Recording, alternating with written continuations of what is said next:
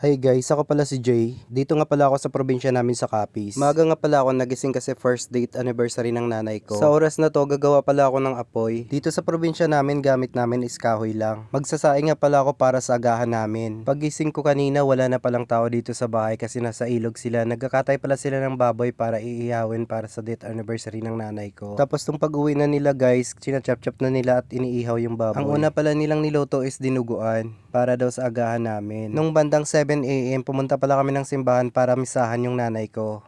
At nung pag-uwi namin guys, ang dami na palang handa sa lamesa. Maraming salamat pala doon sa mga relatives ko na tumulong para mag-prepare nitong handa ng nanay ko. Dito kasi sa amin sa probinsya kapag may celebration, lahat ng kamag-anak tumutulong. Pero hindi naman lahat, char, yung iba kumakain lang. At nung bandang tanghali na after magdasal, nagsimula na silang kumain. Medyo marami rin kamag-anak namin ang pumunta. Nakakatuwa at ang sarap sa piling kasi hindi nila nakalimutan yung nanay ko. Dahil rush namin celebrate yung date anniversary ng nanay ko, hindi na namin in-invite yung iba naming kamag-anak sa malayo. Medyo sad pa nga kasi hindi kami nagtagal dito sa probinsya at kailangan naming bumalik sa Maynila kasi may pasok na yung mga bata. Nakakabitin nga yung bakasyon namin dito kasi maiksi lang yung bonding namin magkakapatid. Pero alam mo yon, yung makikita mo yung saya sa mga kapatid mo nandito sa probinsya. Kasi iba talaga yung saya kapag sama-sama kayo ulit ng mga kapatid mo. Pero nakakalungkot pa rin kasi dati nandyan yung nanay mo na nag-aalaga sa inyo kahit matanda na kayo. Naalala ko pa nga dati nung nalasing ako, andyan talaga siya para mag-alalay sa akin at alagaan ako. Pero ngayon sineselebrate na lang namin yung isang taon niyang kamatayan.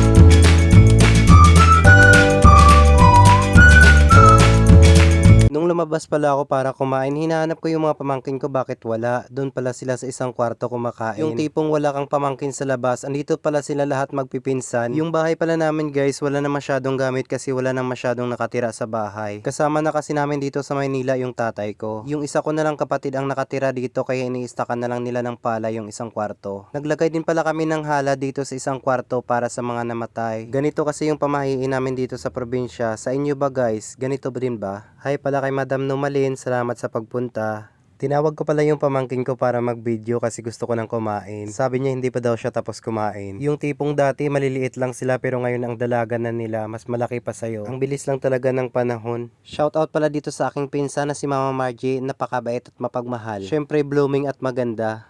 Char. At hi pala dito sa aking pamangkin na si Makmak at si Istong na lagi nandyan para samahan kami magtagay. At kay Jiray na laging sumusuka pagkatapos ng tagay. At maraming salamat pala sa mga pumunta kong kamag-anak, tito, tita, mga pinsan ko. At lalo-lalo ng mga kaibigan ko dito sa aming lugar. Dahil request ng nanay ko nung siya ay buhay pa, kapag daw siya ay namatay, kailangan may videoke at may disco. Kaya kinagabihan, nagpa-disco kami mga guys. Pero kami-kami lang ng mga kamag-anak ko, mga kapatid ko ang sumayaw nito guys. Grabe nga tong mga maliliit kong pamangkin, akala mo mga expert sa diskuhan. Pero ang saya lang tignan. At ramdam ko masaya si nanay sa langit na nakikita niya kami ng ganito kasaya. Kasi kahit papano nagsama-sama at nagtipon-tipon kaming magkakapatid para i-celebrate siya. Sana guys natutuwa kayo at nag-enjoy kayo dito sa video ko. Please pa-react naman ng heart nitong video ko mga guys. At wag nyo na rin kalimutang i-share. At sa mga hindi pa nakapag-subaybay at nakapag-follow ng page ko, please like and follow nyo ko mga guys. Para updated kayo sa susunod kong upload. Yun lang, maraming salamat. Bye!